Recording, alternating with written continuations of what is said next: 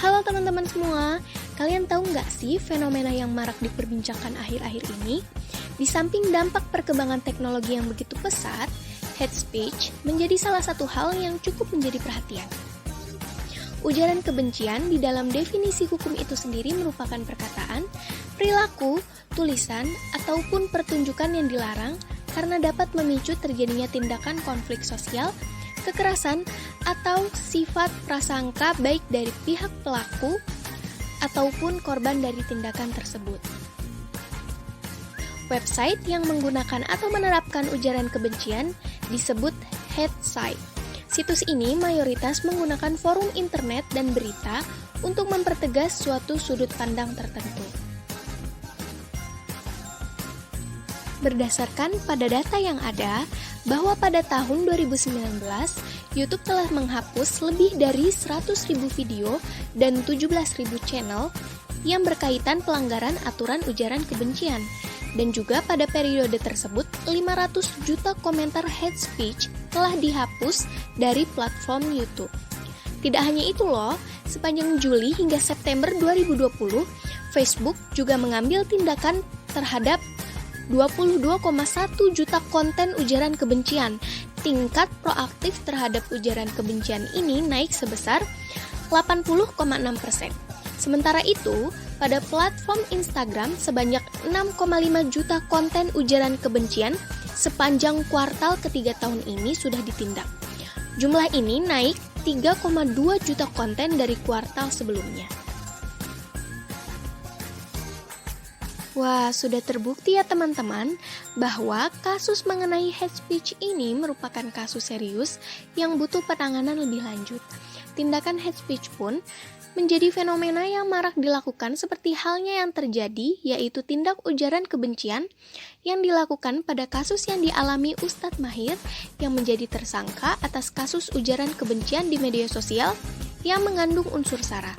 Selain itu, terdapat kasus hinaan rasis pada etnis Papua yang terjadi pada sejumlah mahasiswi Papua yang tengah menempuh studi di luar negeri. Dan juga pada fenomena kasus sindikat konten kebencian Sarasen, di mana terdapat 3 orang dari kelompok Sarasen, sindikat penyedia jasa konten kebencian. Kelompok Sarasen ini menggunakan lebih dari 2.000 akun media untuk menyebarkan konten kebencian. Kelompok ini menerima pesanan dari kelompok tertentu untuk membuat konten berujar kebencian, dan mereka juga bisa mengambil akun media sosial orang lain yang dianggap berseberangan dengan mereka. Dari kasus tersebut, sangatlah memberi dampak yang merugikan dengan berbagai ujaran yang menimbulkan perpecahan.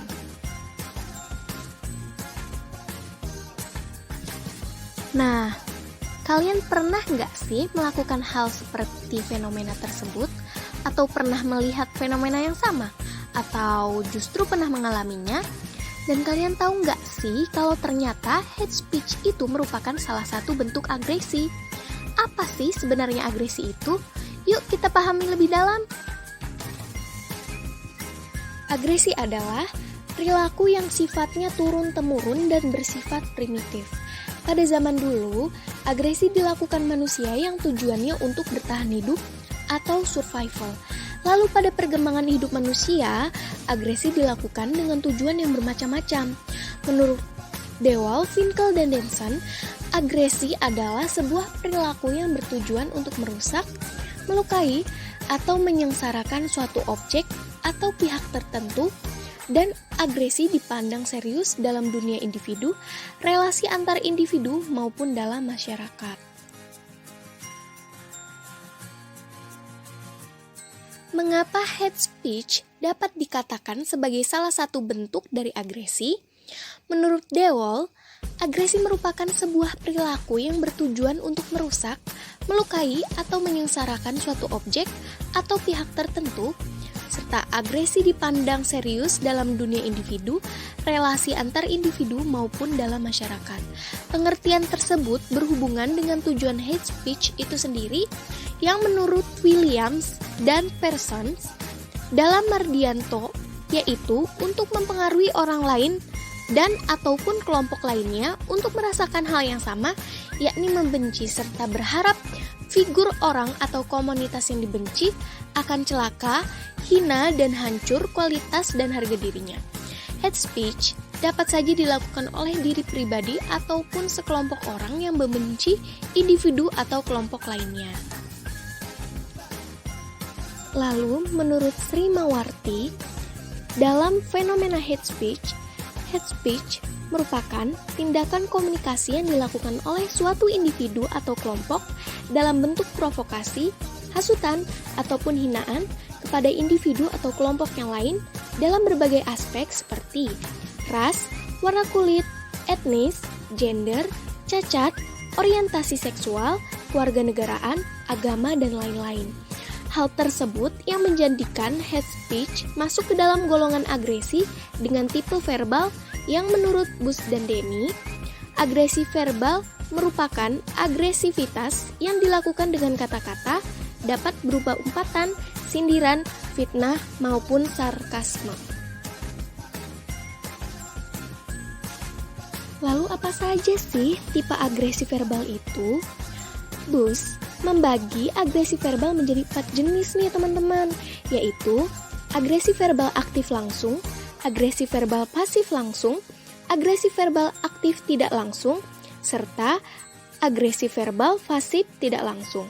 Kemudian, penjelasan hate speech yang dikemukakan oleh N. Weber, hate speech dapat dikategorikan sebagai agresi verbal aktif tidak langsung, yaitu tindakan agresi verbal yang dilakukan oleh individu atau kelompok dengan cara tidak berhadapan secara langsung dengan individu atau kelompok lain yang menjadi targetnya, seperti dengan cara menyebar fitnah atau mengadu domba. Agresivitas disebabkan oleh beberapa faktor, yaitu faktor kepribadian yang terdiri dari iritabilitas, kerentanan emosional, pikiran kacau versus perenungan, kontrol diri, harga diri, dan gaya atribusi bermusuhan, serta faktor situasional yang terdiri dari penyerangan, efek senjata, dan karakteristik target. Teori apa yang menjadi dasar dari perilaku hate speech?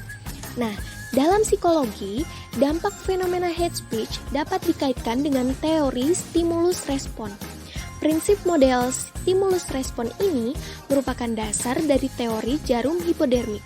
Kenapa disebut jarum hipodermik?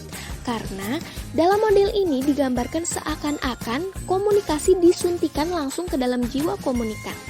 Dan layaknya obat yang disimpan dan disebarkan dalam bentuk fisik, pesan-pesan persuasif mengubah sistem psikologis. Dalam proses perpindahan informasi, ada 2 kemungkinan respon yang akan terjadi setelah stimulus diberikan oleh komunikator, yaitu reaksi negatif atau positif. Teori ini memberikan gambaran pula tentang 2 elemen penting, yaitu stimulus yang merupakan sebuah rangsangan yang mana dalam fenomena hate speech sumbernya berasal dari media massa, dan respon yang merupakan akibat atau efek keseluruhan dari paparan pesan atau iklan. Kalau begitu, apa sih dampak dari perilaku hate speech ini? Menurut Kurnianingsih, dampak dari hate speech yaitu yang pertama, dampak bagi pendukung atau bahkan pelaku kejahatan hate speech, individu tersebut bisa mendapatkan tuntutan dari korban, mendapatkan sanksi hingga dipenjara.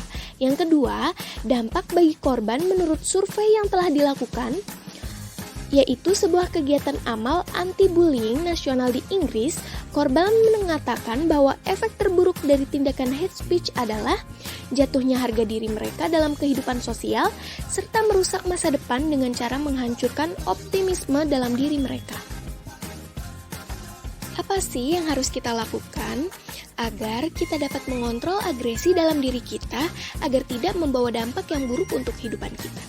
Yang pertama, dengan cara meningkatkan kontrol diri atau self-control. Agresi fisik dan verbal dapat dikontrol dengan kemampuan mengontrol perilaku, sehingga individu dapat mengontrol dirinya dengan baik dan mengatur perilaku dengan kemampuan dirinya. Selanjutnya, dapat pula dilakukan dengan melatih pengalaman prososial. menyarankan bahwa melatih orang untuk mengaktifkan pemikiran prososial ketika dihadapkan pada situasi yang tidak bersahabat dapat mengurangi agresi mereka. Dan yang terakhir, dengan katarsis atau pelepasan emosi. Aktivitas tersebut menghasilkan dua keuntungan yang penting, yaitu membantu untuk mengurangi tekanan emosi, dan setelah rasa marah hilang, maka hal ini dapat mengurangi kemungkinan bentuk agresi yang lebih serius. Lantas, hal apa saja yang dapat dilakukan untuk meminimalisir fenomena hate speech? Hal tersebut dapat dilakukan dengan cara-cara berikut. Yang pertama, kita dapat melakukan seleksi pertemanan di media sosial agar dapat memfilter hal-hal yang akan kita terima dari media sosial. Lalu yang kedua, kita harus cerdas dalam berpikir dan menulis agar tidak salah dalam penyampaian arti pada suatu pesan. Selanjutnya, orang tua pun harus terlibat dan agar dapat menjadi orang tua yang efektif. Upaya ini adalah menjadikan orang tua sebagai partner yang efektif dengan anak-anak mereka di dunia maya.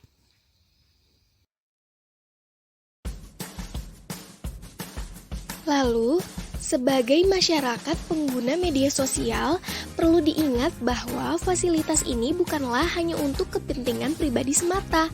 Ada pihak-pihak lain yang juga terlibat di dalamnya.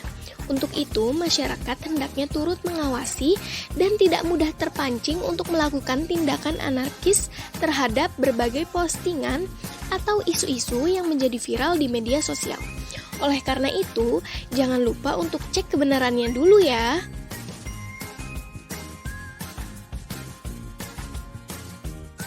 Dalam lembaga pendidikan, adanya sanksi hukum sebagai dampak penyalahgunaan sosial media menjadi langkah konkret bagi lembaga pendidikan untuk melakukan edukasi terkait pemanfaatan sosial media. Kurikulum pendidikan yang ada tidak hanya sekedar mengkaji hal-hal klasik, tetapi juga hendaknya relevan dengan kondisi yang ada. Untuk itu, pengetahuan dasar tentang hukum dan etika di sosial media hendaknya menjadi salah satu materi yang disampaikan oleh lembaga pendidikan kepada peserta didiknya.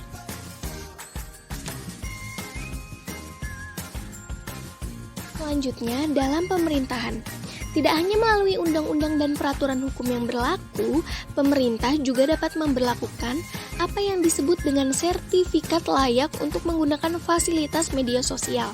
Hal ini dalam rangka mengantisipasi penggunaan sosial media yang sebenarnya tidak layak menggunakan layanan ini, entah karena masalah kepribadian yang bersangkutan, usia yang belum memadai, atau potensi-potensi negatif yang mungkin dapat terjadi jika menggunakan sosial media.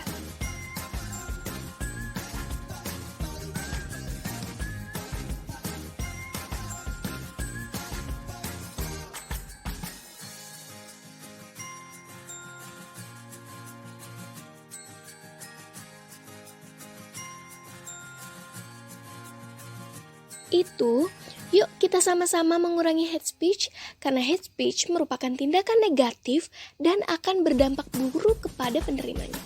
Teruslah berbuat baik dan ciptakan rasa aman serta nyaman dengan sesama ya teman-teman. Dan juga bijaklah dalam bermain sosial media. Terima kasih sudah menonton dan mendengarkan. Sampai jumpa lagi.